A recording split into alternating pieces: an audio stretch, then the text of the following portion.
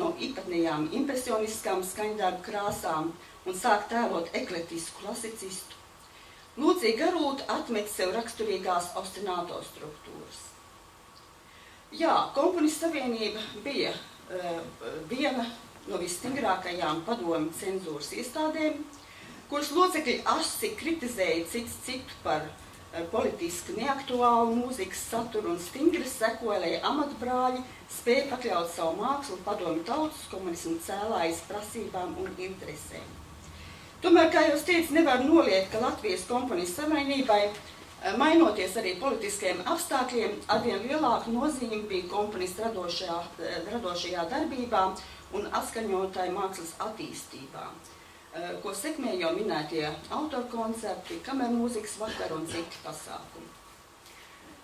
Komponistu aktivitāti rosināja savukārt atskaņotāju mākslas uzplaukums 70. un 80. gados. Jāpievēršas vēl otrai institūcijai, kas organizēja šo atskaņotāju mākslas un arī komponistu darbību, tā ir Latvijas Valsts filharmonija. Arī tā savu darbu, lai arī tika it kā formāli dibināta jau pirmajā okupācijas laikā, 40. gadā, tomēr savu darbu sāka pēc Otrā pasaules kara 1944. gada rudenī.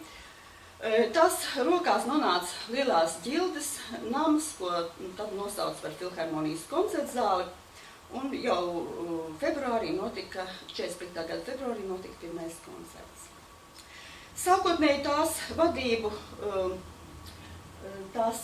vadību uzņēmās Mākslas lietu pārvalde, un galvenais uzdevums filharmonijai bija celt darbaļaužu kultūras līmeni ar mūzikas un literatūras plašu propagandu. Priekšnesumu sniegšanai tika veidotas vairākas jauktas koncertbrigādes, jeb koncertu grupas, kas stingri gan līdzinājās kara laika praksē, kad arī tādas tika daudz viet veidotas. Filharmonija piesaistīja solistus, savā paspārnē veidoja dažādas mākslinieckos kolektīvus, rūpējās par dažādu mūzikas žanru attīstību. Tāpat tā nodrošināja sadarbību ar centrālo koncerta organizāciju Goskoncert Maskavā, kas organizēja dažādu mākslinieku viesēšanās Latvijā un savukārt latviešu mākslinieku koncertu darbību visā PSRS teritorijā un noteica arī ierobežotās tomēr kaut kādas tiesības arī koncertēšanai ārzemēs.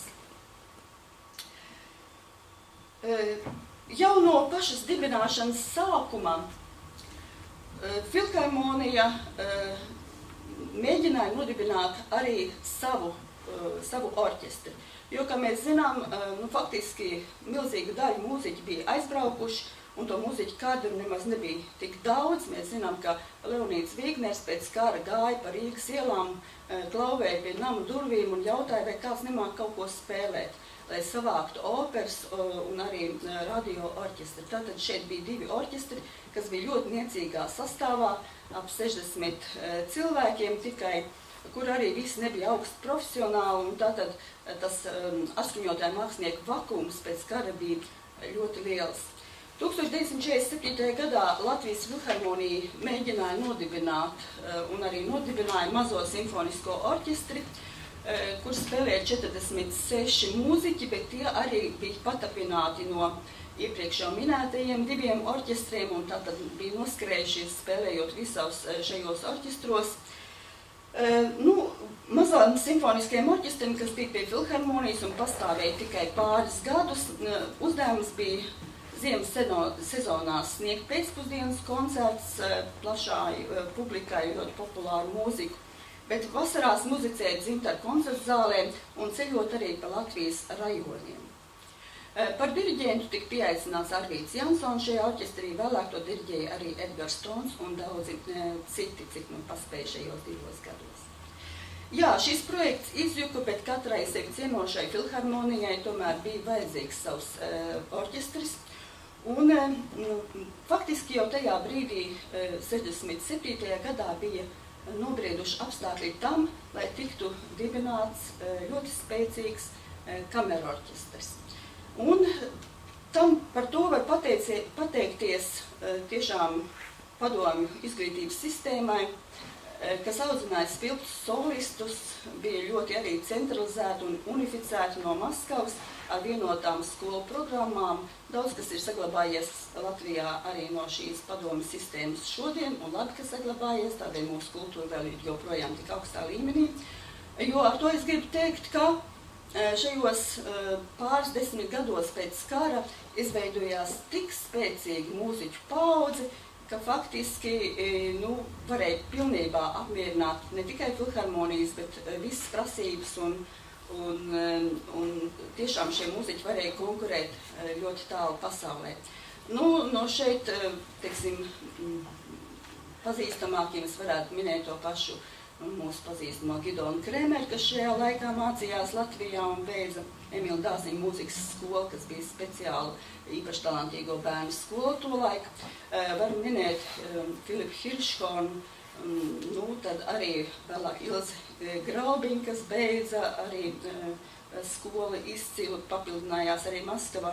Un veselu plejādu vēl daudz citu, varbūt ne tik skaļu vārdu, pasaules slavu iegūšu vārdu, bet tomēr šajā laikā veidojās ļoti spēcīga mūziķu paudze.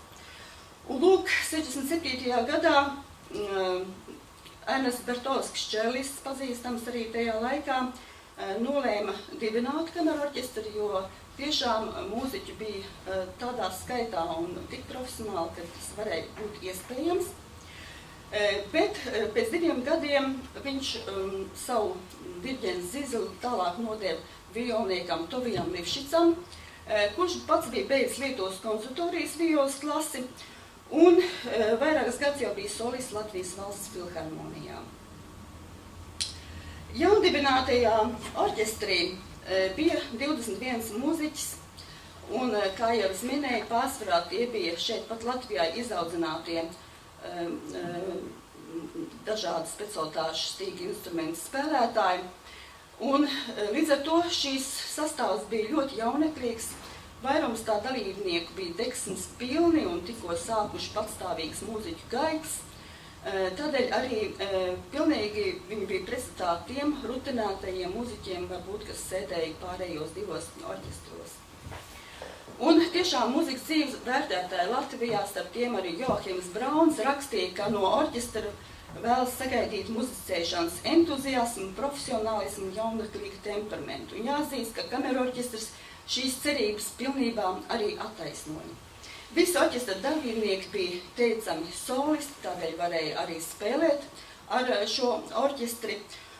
Un arī repertuārs tam laikam bija ļoti plašs un varētu pat teikt atšķirīgs no daudzām citām koncertu programmām, jo tur nebija tikai Bachs un Hendels ierasti, bet bija meklēti arī no 17. un pat agrāka gadsimta interesanti skaņdarbi, daudz mazpazīstamas labspuses. Īpaši vieta bija atvēlēta latviešu mūzikai, par ko, protams, arī jāpateicas komponistu savienības pasūtījumiem, komponistiem, jo lūk bija šī mūziķu vienība un līdz ar to arī komponistiem radās interese rakstīt mūziku. Jānis Ivanovs, Maģeris Zariņš, Romualds Jērmaks, Pauls Dambis, Romualds Kalsons, Džedards Rāmans, Pēters Vasks, Karlsons un daudz citi ir rakstījuši tieši šim orķestrim. Savas pastāvēšanas laikā orķestris ir sniedzis neskaitāms koncerts gan Latvijā, gan visā plašajā PSRS teritorijā. Un tam bija arī ļoti liela nozīme, jo šis orķestris iemantoja vispirms atpazīstamību šajā PSRS teritorijā. Un vēl liela nozīme bija tam, ka ar šo orķestri ļoti labprāt sadarbojās daudzi izcilie un pazīstamie PSRS un arī pat ārzemes solisti. Te varam minēt kaut vai dažus vārdus tikai Dāvids Oistrachs, Vladimirs Spivakovs, Jurijs Bašmets, Oļeģis Kāgans, Natālija Gultmane un daudz vēl citi. Šajā, te vēl, protams, tapa arī ļoti daudzi ieraksti kameru orķestrim, bet visvairāk, protams, gribas izcelt to, ka kameru orķestris 70. un 80. gados kļuva par vienīgo, varētu teikt, instrumentālistu profesionālo vienību, kuri spēja izrauties no Padomju Savienības un arī ļoti daudz koncertēt ārzemēs. Varētu jautāt, kad tomēr taču varbūt tā koncerta darbība nemaz nebija tik ierobežota. Maskavas acīs mēs, protams, bijām province. Un tiešām tāpat kā uz konkursiem, par to jau arī Gidons Kremeris ir rakstījis, ka, ja tu skaities no Latvijas, tad tev bija daudz mazākas cerības iekļūt kādā konkursa atlasē un īpaši jau uz ārzemēm, nekā, ja tu biji Maskavas vai Pēterburgas konservatorijas students. Tādēļ tas nemaz nebija tik vienkārši un tik viennozīmīgi. Vairāk tika laisti uz ārzemēm kā tādi eksotiski putni pašdarbības kolektīvi. Tie bija gan deju kolektīvi, gan arī kori pašdarbības, jo, lūk, lai parādītu, kāda mums ir šī tautas māksla šeit Latvijā.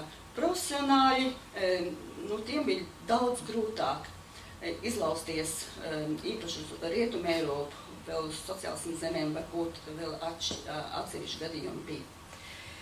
Tādēļ arī jāsaka, ka šis fenomens, ka Latvijas Valsts filharmonijas kamerorķestris katru gadu no 1971. gada piedalījās dažādos festivālos, piemēram, tādā ļoti prestižā festivālā kā Varšavas rudens Polijā, tāpat muzikālās spēles Dienvidslāvijā, Bratislavas mūzikas svētki Čehoslovākijā. Tas bija nozīmīgs notikums.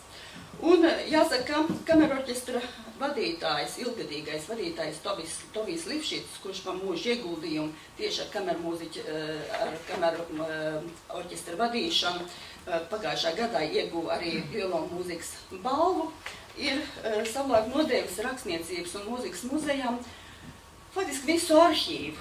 Un tie atkal ir diezgan daudz šo programmu un arī recenziju, no kurām mēs varam atkal redzēt to ainu, kāda tad bija šī amplitūda, kur tad ceļoja orķestris un kā viņu uzņēma. Mēs šeit, piemēram, redzam afišas, koncerta programmas, pareizāk sakot, jau no Dienvidslāvijas, no festivāla. Tāpat arī fotogrāfijas dažas ir, kur tieši uzstājas kamerorķestris lielā ļaužu pūlī un ir ļoti atbalstīts visādā ziņā. Un vēl ko es gribētu vērst uzmanību, ka šajās programmās, afišās, mēs redzam to, ka parādās pārsteidzoši daudz šis Latvijas vārds. Vienkārši tāpēc, ka Latvijas Valsts filharmonija, un ja vēl sociālismu zemēs mēģina pielikt to PSR klāt, tad citur to vienkārši izlaiž. Un iznāk Latvijas kamerorķestris vai Latvijas filharmonijas kamerorķestris.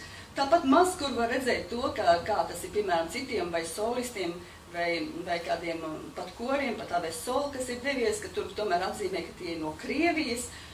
Kamerorķestrim gandrīz nekad tā netiek atzīmēts, ka viņi ir tieši tiek pasvītrots, kad viņi ir no Latvijas, no Rīgas jau tajos 70. gados.